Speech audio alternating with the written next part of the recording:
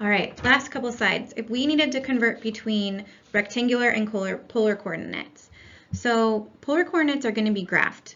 To prepare for that, we need to look at two common techniques that will help us derive the equations from rectangular. So first is to square both sides, and that's because we're dealing a lot with x squareds and x squared plus y squared equals r squared. We have that relationship. And then to multiply both sides of the equation by r. The other thing to note is we know these relationships.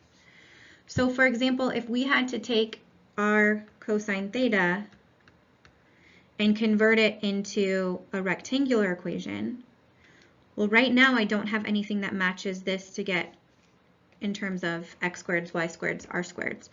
So what I can do is if I can make this an r squared, then I know I can replace r squared with x squared plus y squared. So let's see what happens. Whatever you do to one side, as long as you do the same thing to the other, it's totally legit.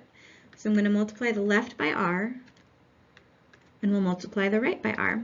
And when I do that, we end up getting r squared equals r cosine theta. Well, r squared, so again, our whole goal is to get it in rectangular equations, so we only can have x's and y's.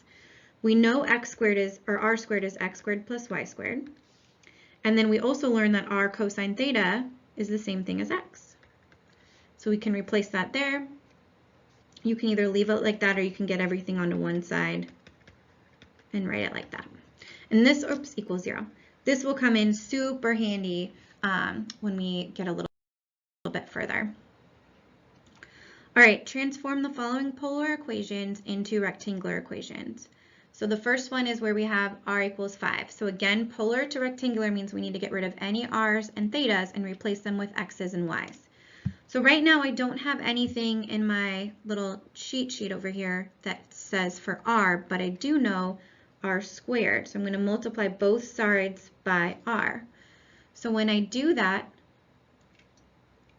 that doesn't really help me. So I get r squared equals 5r. Well, I can replace that, but then I'm still stuck with gross stuff. So that doesn't work. Okay.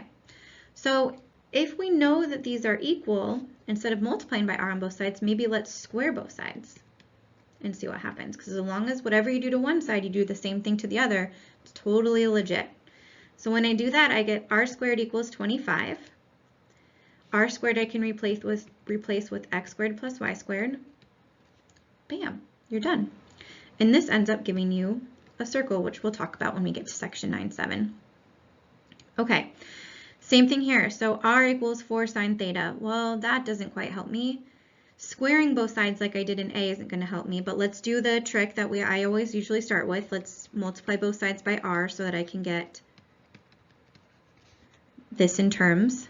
All right, so when I do that, I end up getting r squared equals 4 times r sine theta.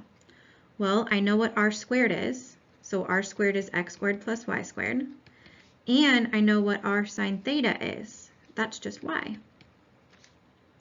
So again, we can rewrite this all on the same side.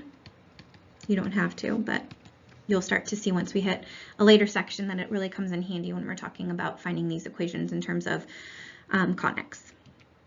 All right, and last one, transform the following rectangular equations into polar equations. Okay, so that means I'm getting rid of any x's and y's, and I'm going to be putting in only r's and thetas. Well, I know that y is equal to r sine theta, so I can replace that y with that. Bam, you're done. Here, again, y is r sine theta, so it's y squared, so that's going to be that, equals 3 times r cosine theta. So I get r squared sine squared theta equals 3r cosine theta. So now I've taken the x's and y's all completely out, and I'm just left with r's and theta, so I am done. So we're not solving anything here.